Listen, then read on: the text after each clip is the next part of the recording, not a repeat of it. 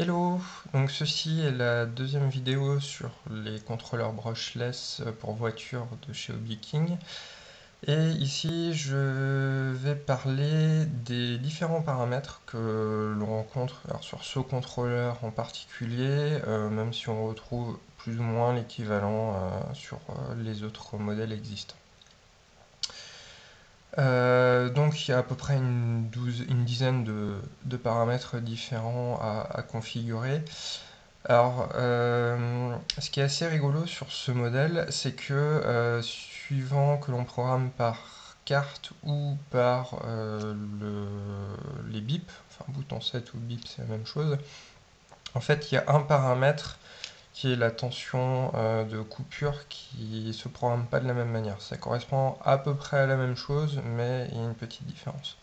Du coup, je reviendrai sur ce paramètre-là à la fin. Je vais plutôt présenter d'abord les paramètres qui sont identiques pour les deux modes de programmation.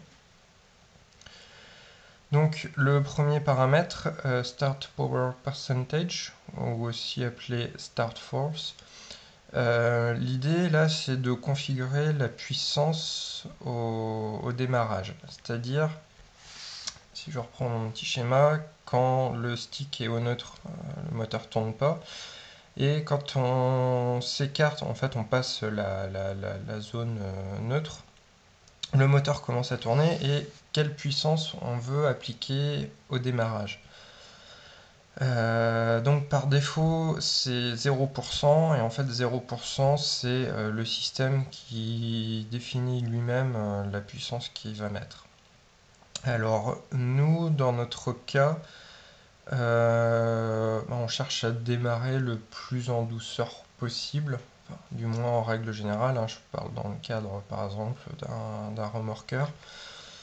Ce qui veut dire donc qu'on va mettre la plus petite valeur possible, différentes zéros. Donc là il y a une petite nuance entre programmation par carte ou par les bips. En fait la carte permet de démarrer à 1%. Et via les bips, en fait, je crois que c'est 10% au minimum. Donc voilà. J'ai vu sur d'autres contrôleurs, a priori, le paramètre équivalent, c'est si on a une voiture en 2 roues ou 4 roues motrices, et suivant si la surface, enfin le revêtement de la chaussée est lisse, enfin glissant ou plutôt rugueux, ça permet d'éviter le patinage. Donc voilà. A priori, je pense que enfin, ça semble plutôt cohérent avec l'équivalence de ce paramètre-là. Paramètre suivant, Advanced Timing. Voilà, j'ai repris bêtement ce qu'il y avait dans la doc. Hein. C'est dit mettre à l'eau, c'est pour les moteurs à haute inductance et à faible kV. Donc là, moi en l'occurrence, avec un kV de 410, c'est plutôt le cas. Et inversement, en high, c'est pour les faibles inductances et les hauts kV. Par défaut, on est à middle, quoi, au milieu.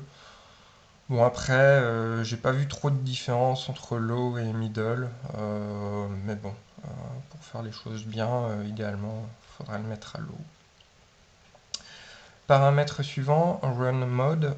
Alors, ce paramètre-là est important pour nous. Parce qu'en fait, il y a 3 modes de fonctionnement avec ce contrôleur. Le mode 1, c'est uniquement la marche avant, et en fait, quand on passe la marche arrière, c'est juste un frein, mais il n'y a vraiment pas de marche arrière. Donc, c'est pas ce qui nous intéresse de notre côté. Le mode 2, tout, marche avant, arrière sans contrainte, c'est-à-dire que le stick est en direction marche avant, donc on est en marche avant. Si on bascule directement en marche arrière, le moteur se met directement à tourner en marche arrière. C'est ce qu'on veut. Et en fait, il existe un deuxième mode alternatif, donc tout 2, qui est marche avant-arrière, mais avec passage obligatoire au neutre. C'est-à-dire que si on veut passer de marche avant à marche arrière, il faut faire un arrêt au neutre.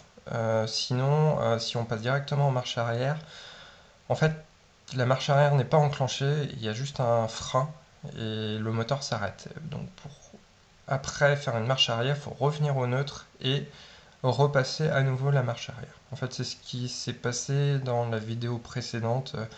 Une fois que j'avais réglé la course des gaz, si vous faites attention, la première fois que je passe de marche avant en marche arrière, je suis allé trop vite. Et du coup, bah, il n'y a pas eu de marche arrière. Oui, parce que donc c'est le mode qui est mis par défaut. Donc là, il y aura une modif à faire, il faudra me passer en mode 2. Alors, paramètres suivants. Alors en fait, il y a pas mal de paramètres sur les freins. Il y en a 3. Alors j'ai envie de dire par rapport à notre mode de fonctionnement, ça ne nous intéresse pas vraiment parce que a priori ça semble pertinent avec le mode 1 et le mode 2, mais nous comme on est en mode 2, bon, il n'y a pas trop d'intérêt. Bon, je vais quand même les présenter. Le premier, brake force, c'est la force de freinage quand on est en position arrière toute. Donc, si je reprends le schéma, donc, position neutre ici, arrière toute, c'est quand le stick va être ici.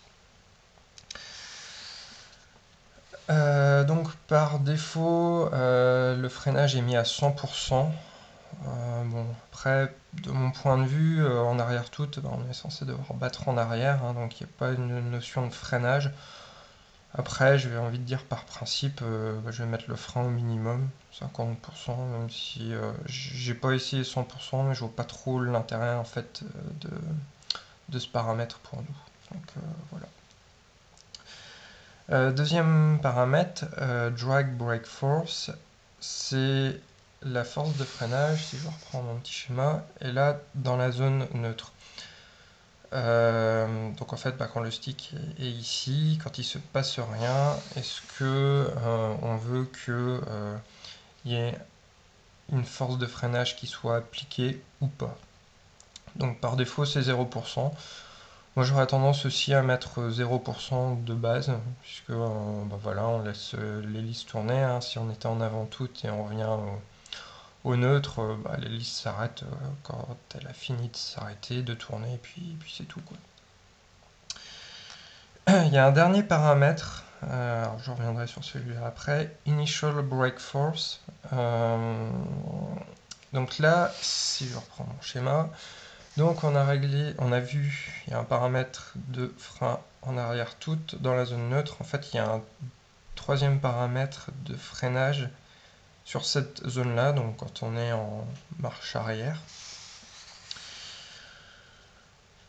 Sachant que, donc pareil, hein, de mon point de vue, je vois pas trop l'intérêt dans notre cas de ce paramètre-là. De base, il est mis à 5%, c'est le minimum, donc j'aurais tendance en fait à le laisser pareil à 5% au minimum.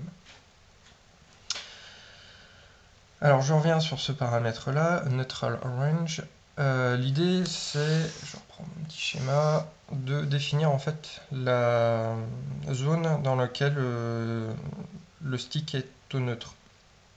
Donc en fait il y a une petite zone au centre, par exemple on veut avancer,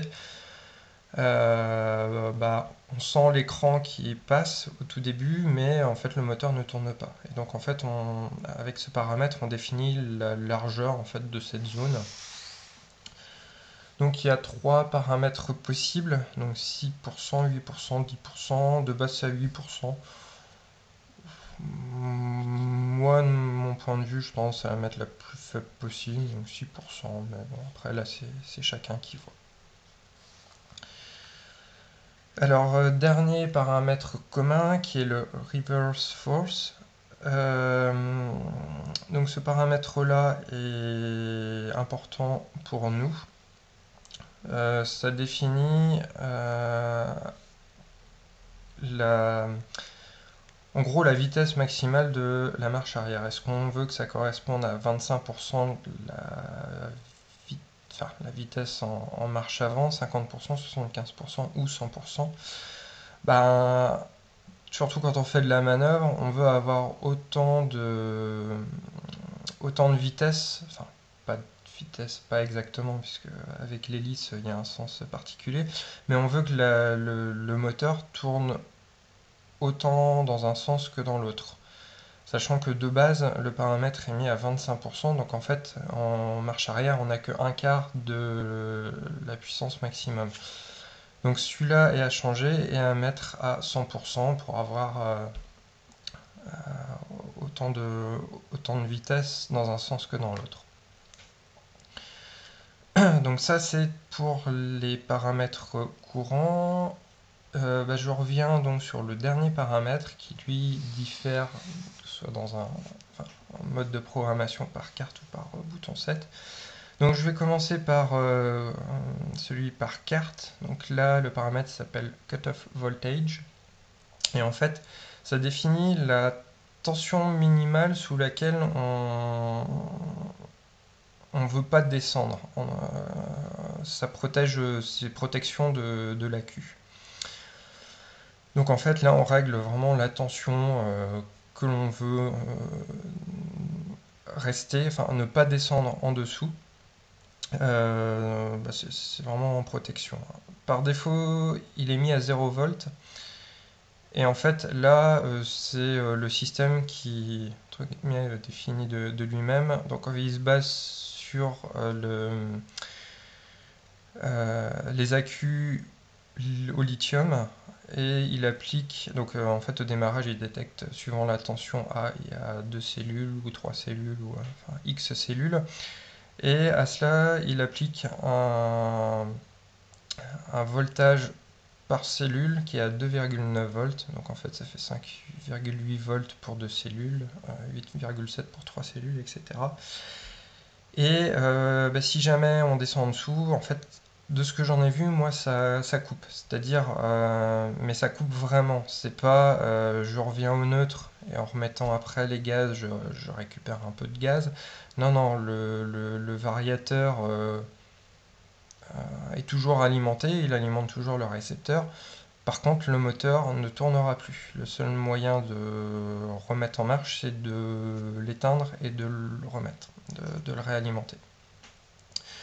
Ce paramètre-là est aussi important à configurer pour les accus au plomb, notamment en 6 volts, puisque j'ai fait l'expérience en fait sans régler en le laissant à 0 volts, sans le régler, en fait en jouant avec la course des gaz en avant tout en faisant des appels de courant, ça finit par couper. Et pourtant, je suis en accu plomb 6 volts. Mais en fait, il détecte que c'est, de par la tension, il estime que c'est un accu LiPo. Et a priori, en faisant des appels successifs, je dois descendre en dessous de 5,8 volts à un moment et pof, ça coupe. Donc en fait, ce paramètre-là est important à régler. Dernier point, si vous utilisez des accus LiPo, 2,9 volts par cellule, c'est, enfin, de mon point de vue, hein, c'est trop bas. Il faut augmenter, je crois que une tension, on va dire, de sécurité, on va dire 3,7 volts par cellule. Ça permet de garder un peu de marge encore. Bon, après, là, c'est chacun qui voit, mais bon, voilà, c'est une petite remarque, hein, à faire attention à ce paramètre-là. Alors en fait on retrouve un peu le même genre de dimensionnement mais présenté autrement quand on veut configurer via les bips. Donc là en fait ça se joue sur deux paramètres. Le nombre de cellules détectées, alors voilà, de base il me propose que des cellules de type lithium. Bon, si on utilise de plomb ou autre chose, ça peut être éventuellement problématique. Sachant que donc voilà, il y a différents paramètres proposés, soit autodétecte, donc de base il détecte suivant la tension et il estime plutôt 2 cellules, 3 cellules, etc. Soit on lui dit spécifie explicitement je veux que ce soit 2 cellules, 3 cellules, etc. Et à ce paramètre là, il y a un deuxième paramètre qui est appliqué qui est le cutoff threshold. C'est la tension seuil de coupure par cellule. Donc là, voilà, pareil, hein, on définit La tension qui va bien, il n'y a que 3 tensions proposées, 2,5 volts, 2,8 volts, 3,1 volts. Bon, sachant que, pareil, hein, si on utilise une accu LiPo 3,1 volts, je trouve que c'est un peu faible. Par contre, disons qu'après, suivant le type d'accu, il faut jongler avec ces deux paramètres-là. Par exemple, si vous utilisez un accu, une batterie au plomb en 6 volts, ça peut être pertinent de dire, enfin, que vous ne voulez pas être trop embêté, vous dites j'utilise un accu en 2 sels et vous mettez votre tension de seuil à 2,5 volts, donc deux cellules avec 2,5 volts chacune, vous mettez votre tension de seuil à 5 volts. En fait, ça permet de retomber un peu sur la tension voltage qui est configurée avec directement, enfin la tension maximale ou minimale plutôt, dont on ne veut pas dépasser, mais qui est rentrée directement là. Donc voilà, là c'est un peu différent, il faut jongler avec ces deux paramètres. Du coup, en soi, je trouve que c'est un peu plus pratique de rentrer directement la tension dont on ne veut pas dépasser. Bon, après, là, il y a quand même moyen de contourner autrement via en programmant via les bips. Voilà, je crois que j'ai fait à peu près le tour. Bon, j'espère que ça vous permet d'éclaircir un peu plus, démystifier un peu les différents paramètres et qu'est-ce qu'il faut mettre. Et donc les vidéos suivantes vont porter sur comment on fait la programmation vraiment, que ce soit via la carte ou via les bips.